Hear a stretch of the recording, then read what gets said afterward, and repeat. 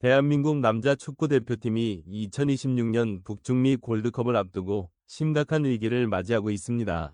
경기력 자체보다 더 큰 문제는 부상입니다. 매번 대표팀이 소집될 때마다 한 명씩 쓰러지는 악순환이 반복되고 있으며 이로 인해 홍명보 감독의 전술 실험 계획이 계속 무산되고 있습니다. 특히 이번 11월 소집에서도 중원 핵심인 황인범의 부상 소식이 전해지면서 대표팀 분위기가 급속히 가라앉고 있습니다.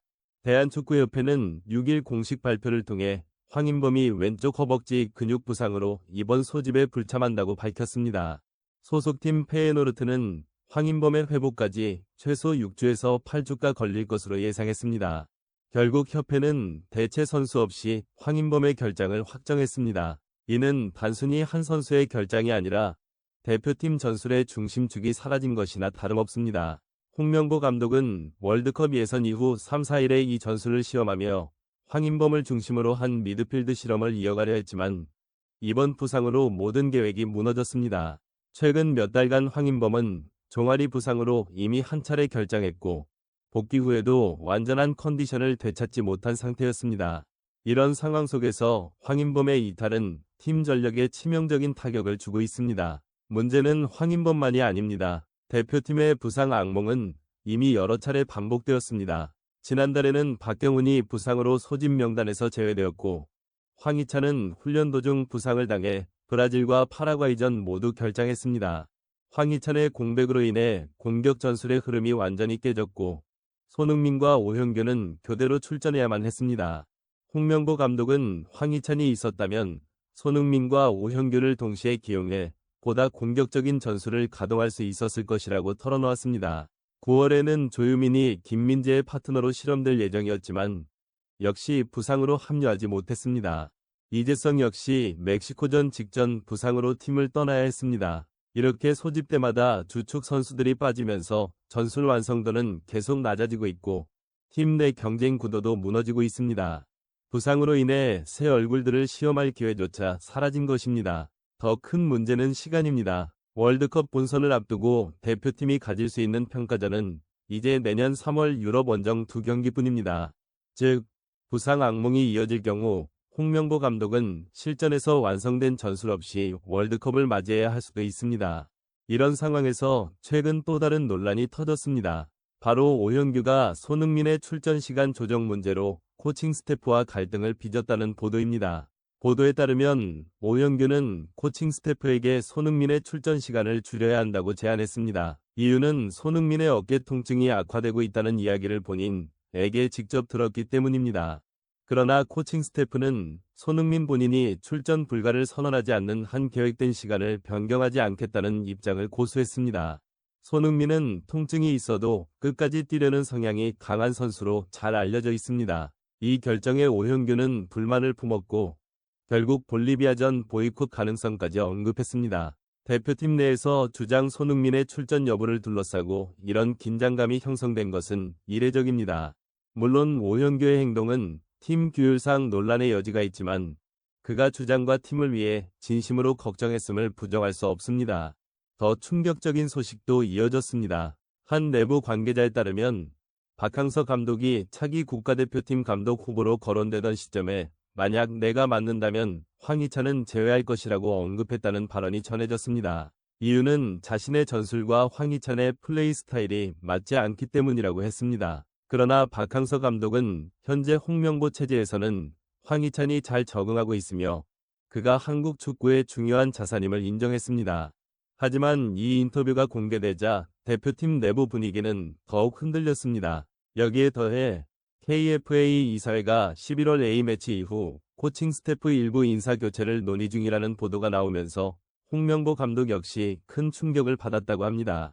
이는 단순히 전력 문제가 아니라 대표팀 운영체계 전반에 대한 불안감을 드러내는 부분입니다. 부상, 내부 갈등, 인사 불안이라는 삼중고 속에서 대표팀은 점점 방향을 잃고 있습니다.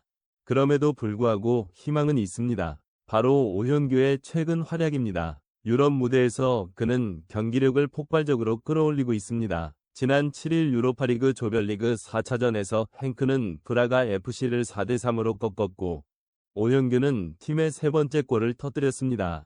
왼쪽 측면에서 다한 헤이만스의 패스를 받아 수비수를 제치고 강력한 왼발 슈팅으로 골망을 흔든 장면은 압권이었습니다.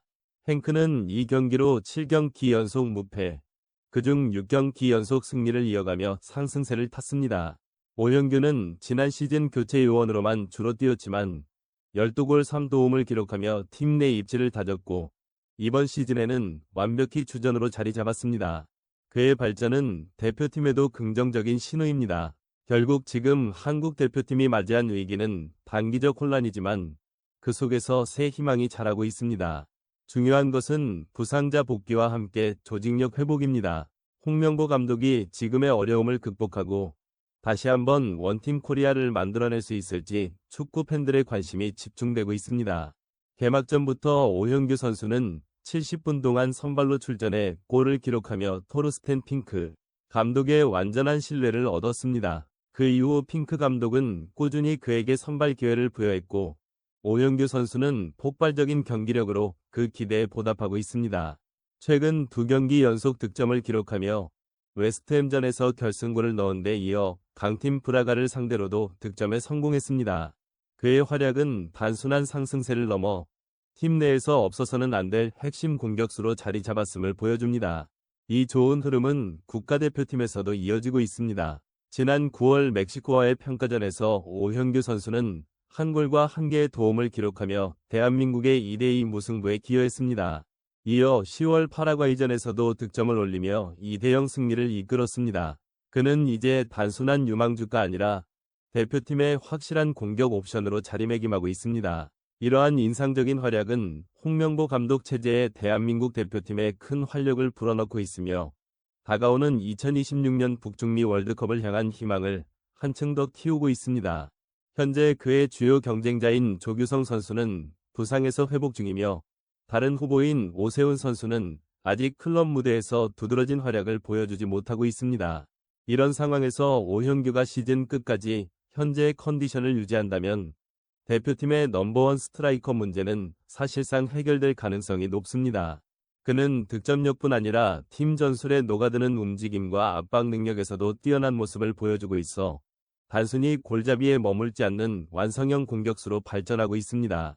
더 나아가 팬들은 그가 유럽 무대에서 새로운 슈퍼 스트라이커로 성장하기를 기대하고 있습니다. 손흥민 선수가 독일 분데스리가 시절부터 15년 넘게 유럽에서 활약하며 아시아 공격수에 대한 편견을 깨고 세계적인 스타로 자리 잡았듯 오형규 선수 역시 그 뒤를 이을 차세대 간판 공격수로 떠오르고 있습니다. 손흥민이 프리미어리그 득점왕을 차지하며 세계 무대의 정상에 올랐던 것처럼 오형규 또한 자신만의 길을 개척하며 한국 축구의 새로운 시대를 열어가고 있습니다.